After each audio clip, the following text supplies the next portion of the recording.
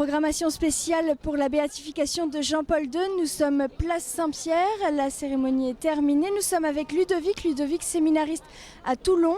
Que représente pour vous cette béatification ? Pour moi, c'est un moment très fort puisque je suis séminariste, je suis né en 75 et donc je suis de la génération Jean-Paul II.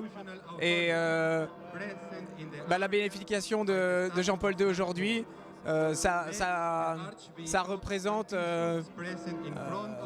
l'aboutissement de cette paternité qu'il nous a donnée pendant des années en tant que pape.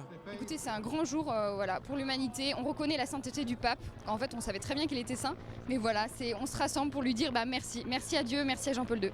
C'est reconnaître le travail d'un homme saint, Jean-Paul II, qui l'a toujours été par tout ce qu'il a été, par toute sa vie. Et pour moi, c'est une reconnaissance en fait aux yeux du monde entier de tout ce qu'il a apporté au monde. Très ému, je pense qu'on était tous comme ça, on avait l'impression d'accompagner quelqu'un qu'on a aimé, un grand-père. Voilà, très ému. Pour vous, quel message est donné au monde ? Le message que cette béatification me donne et donne au monde, c'est le message bien sûr de la miséricorde. C'est pas pour rien que cette date a été choisie, comme le dimanche qui suit le dimanche de Pâques, et donc le dimanche de la miséricorde divine. Cette fête qui a été instituée par Jean-Paul II lui-même suite à la demande du Christ à Sainte Faustine. Donc c'est le message de l'amour de Dieu pour le monde qui n'a pas de limite, lui qui est mort sur la croix pour nous. Jean-Paul II, pendant toute sa vie, nous a appelés à devenir des saints, à ne pas avoir peur. Et voilà, c'est ça le message qu'il donne au monde. Et c'est ça qui nous rend heureux. Voilà.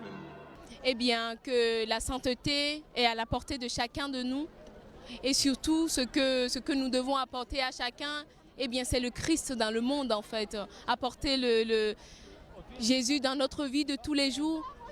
On ne nous demande pas forcément des actes héroïques, mais de la simplicité de notre vie, rendre Christ au monde. Voilà. La chrétienté, ce n'est pas une histoire. La chrétienté, c'est pour toujours. Elle était de début, aujourd'hui et pour toujours. Le catholicisme, c'est tout à fait d'actualité, qu'on n'est pas tout seul, qu'en France, on est très timoré et qu'on doit se rendre compte ici qu'en fait, on n'a pas peur de dire l'évangile.